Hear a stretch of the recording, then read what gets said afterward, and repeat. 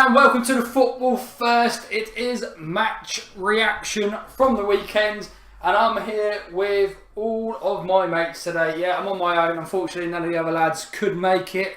So I'm going to be doing a quick roundup of the reaction of the scores, the results, and 100% still for Liverpool. Yeah, I'm obviously going to say that being a Liverpool fan. But we're going to start with Fulham, Watford. By the way, it's on my phone. Normally I have like all of this written out all to mind, but where it's been a bit, we don't know what's going to happen this week with availability. I've just got to do this off the cuff basically, guys.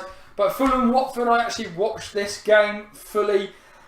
First half, finished 1-1, sorry. Andre Gray scoring for Watford within the first 2 minutes, and then Mitrovic scoring for Fulham in the second half, about 78th minute, I think, 79th minute, around then. First half, Watford were incredible, scoring within, I think it was just after the minute mark, so obviously it has to say within 2 minutes. They were absolutely brilliant. I don't know how they did not go on and win the game. The first half, they had all of it. Keeper made a few good saves, and yeah, they were incredible. Watford should have won that game. And it was kind of like the Brighton-Southampton game from the other Monday evening. Second half came out, Fulham just turned it on all of a sudden. They were on top of Watford the whole time. They got their goal late on. I think if they had got their goal a bit more towards the restart at half-time, I think they probably would have gone on and won that game for them. But yeah, really good draw for them still, I think.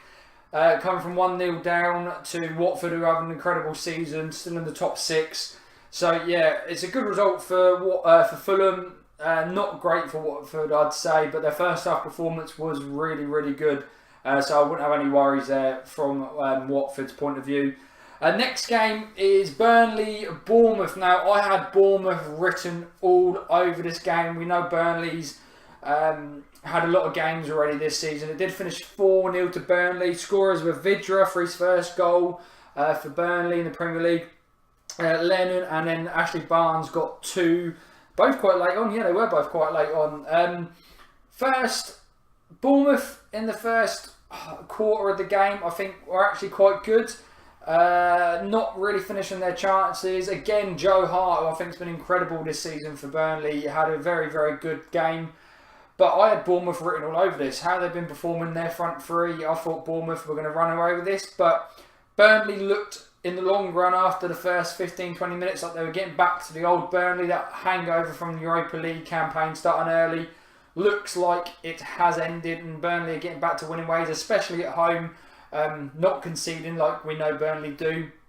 A couple of goals, like Ashley Barnes' second or first one, very lucky. It took a deflection, or the goalkeeper would save and it went straight to him. So yeah, a couple of the goals were lucky, but on performance-wise, I think Bournemouth's high-intensity performances have caught up with them for that game, and obviously they ended up losing the game 4-0.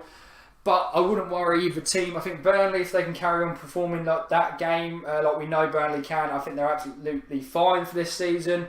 And same with Bournemouth, you can have a dip, and this is their dip. So hopefully Bournemouth can come back next week, and that front three of King, Fraser and Callum Wilson can get back on it. Cardiff City, Man City.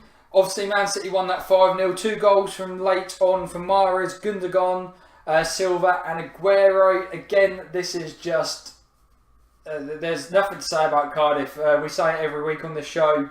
Cardiff, they weren't very good. The stadium was pretty empty.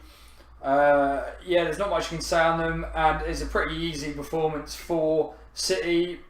I didn't see them worried whatsoever, really. Mahrez came on, scored 2 goals. I've been very critical of Mahrez. I'm still not sold on him at City. Both goals were very, very easy, and they're both late on. It was 67th and 89th minute. One of them was a tap-in. I think that was the earlier one. So yeah, I'm still not sold on Mahrez. I think Bernardo Silva deserves his place in the team still, which he has been. So I hope, just because Mahrez scored 2 easy goals, that Bernardo Silva, that is, doesn't lose his place. But we'll wait and see on him. It's a great win for City. Obviously, they're pretty much 100% apart from that draw. They are technically unbeaten.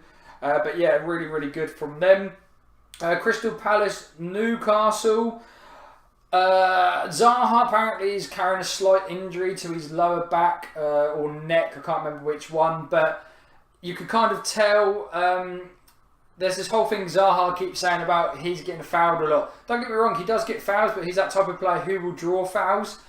It's one of the ones when he cut in and then he kind of lost the ball and the player put his leg out, but instead of just stopping, he just threw his body into the player. Now, he's going to act like that was the player's fault. I don't think it is. I think he threw himself into that. Zaha wasn't on it. You could tell he's having a little injury, and we know with Palace, if Zaha isn't firing, they're not firing. Benteke should have won it for Palace. He should have had that header. I don't know how he missed it. It wasn't Benteke, sorry. It was Sacco. 3 or 4 yards out, open goal. It should have been 1-0. They should have won that game. Newcastle, they threatened. They had a couple of chances, but it was one of those games where it was kind of like you could see this finishing 0-0. That's a great point, I'd say, for Newcastle away at Palace. It's a hard place to go. They are very tight and defensive. Palace under Hodgson, and obviously you do have the threat of Zaha, so you've always got that, oh, Zaha's going to score. But yeah, I'd say it's a good point for Newcastle. The performance wasn't too bad, but it's one of those games where if it was on TV and you had another game to choose from, you wouldn't watch that one, basically. Leicester, Huddersfield, it finished 3-1. Iniacho, Maddison and Vardy getting their goals, and then Jorgensen getting the goal for Huddersfield. Huddersfield looked okay in the first 10-15 minutes again, and then Leicester got into it. It kind of looked in the first 10-15 minutes that Leicester was still on that up and down season that they've had so far, and Huddersfield were looking pretty good. They scored early on, which really helped, and then you thought, oh, maybe they kick on from it. But then I think Maddison got into the game a little bit more, and I think Maddison is an absolutely cracking player. His free kick was great. It should have been saved, I think, where the keeper was. He got a hand to it. It wasn't exactly right in the corner, but Maddison looks like an absolutely terrific buy. I've said it a few times. A couple of the guys have said it a few times as well. Yeah, he looks like a really, really good buy. Vardy getting a goal. Even in the Acho, that was a great break from their corner. Very unselfish Vardy played it through to Iniacho, who was just staying on side. But Huddersfield, that was terrible defending. They had pretty much everyone up for the corner. I think that's for 1-0 they were on. Yeah, they were still at 1-0 at that point. Only 19 minutes into the game they went and did that. So very, very random. But yeah, back to winning ways for Leicester. They did look pretty good for most of the game, apart from, like I say, the first 15 minutes, and then they went and scored anyway in the 19th minute. So yeah, good win for Leicester there. Huddersfield, I'll be a bit worried about them. They're not getting the results, and they don't look like they will get the results. So yeah. Liverpool, Southampton, I was actually at this game. I went up to Liverpool for the weekend. Another reason why the show today is a bit like, oh, we didn't really have time. It's amazing watching football live. You see so much more. Obviously, Liverpool coming out 3-0 winners against Southampton with an own goal from Hoyt. Matip got one from a corner, and then it was Salah for the rebound on Shaqiri's lovely free kick. Liverpool didn't even have to get out of gear 1. They didn't even get near gear 2. Southampton went there. Their formation was all about defending. They didn't attack. I think their first shot was Charlie Austin in the 93rd minute. Other than that, they weren't great. The fans were pretty good, to be fair to them. Southampton is like a local team to where I live. But yeah, it's quite disappointing. They went there to defend. They played with three at the back, and then a left and right wing back who were pretty much just right and left backs. They don't normally go forward as much. Bertrand was like kind of playing in a centre back kind of role with Target, but then Target didn't go far forward. But yeah, I thought it was a really good idea from Klopp to put Shaqiri behind the front three, or as Salah up front, Firmino on the left, Mane on the right with Shaqiri in that middle.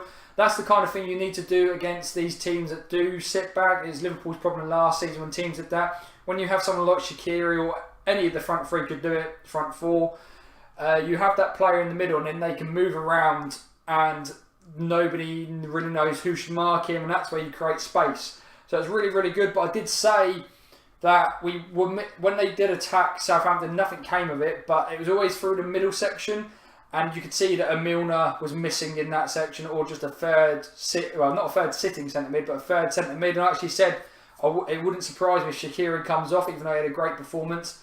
and they'd plug that gap with Milner, and they did it. And it's smart management. We need to start doing that a bit more at Liverpool. We normally let Leeds drop from there. But yeah, great. Van Dijk obviously had a little injury, he's fine apparently, but Gomez came on and shows that he doesn't need Van Dijk next to him. He did very, very well. But Southampton didn't really show anything. Vestergaard does look like a good player, 6'6", tallest player in the Premier League. But other than that, even Nathan Redmond was very, very quiet. So yeah, great 3-0 win, and obviously they're now 100% wins. That's 7 in all competitions, 6 in the Premier League with maximum points. So yeah, really good going from Liverpool, and their squad that does look very, very good. Manchester United, Wolves, Fred scoring for United, and Martinho scoring for Wolves. And we start with Wolves. What a goal that was from Martinho. Cracking on his left foot, and it even took a little bit more of a deflection off Valencia when it came through, so it's a really good goal. I'll give it to Pogba for the pass to Fred. It was a very, very clever pass and a nice swivel finish from Fred, but you've got to take De Gea out of what I'm just about to say, so because De Gea is just different class to the whole team. When your best player, in my opinion, well, one of your best players is Fellaini this season, you know something's not totally going right. There's been players who have been playing okay. Pogba's still very quiet, but Fellaini is the only one who's performing, and he's not really a out-and-out footballer. You know why he's on the pitch. He wins the headers, he's a bit rough, and he can break up play, which is absolutely fine. But definitely something going wrong there. Mourinho, again, he's just something wrong with Mourinho. And people will be like, oh, you're a Liverpool fan, you're slating them. No, that's just my honest opinion, taking a Liverpool fan out of it as a football fan. There's definitely something going on there. You have people like Smalling and Jones when you've got Tuanzebe and Fosu-Mensah out on loan, when I think in pre-season those two were solid when I watched them play. Yet you keep Jones and Lindelof. It's very, very random. But we'll wait and see. They play Derby tonight, so we'll see if they play anyone else. It'd be nice to see maybe Pereira get a game. But yeah, Man United didn't look in it. Man United should have lost. It was De Gea again. Just there's a reflex save near the end. Incredible. I think Traore hit the post, but De Gea got his foot down there as well. Yeah, and I also believe he tipped one onto the bar. So yeah, De Gea saving him once again. But why not? You need a goalkeeper to save your points, but he does it more often than other goalkeepers. Brighton-Tottenham, I watched this game, the full game as well. Tottenham, there is something wrong still. We've said this before, there's something missing in the Tottenham team. Harry Kane, he might have scored a penalty, but other than that, he did nothing. Lucas Moura tried, but you can tell that he's been the one trying more than anyone else. He's very, very... He looked a bit tired. Ericsson was quiet again. Danny Rose didn't have a great game, to be honest with you. Brighton didn't really give too much. They had a few breaks where they should have scored maybe.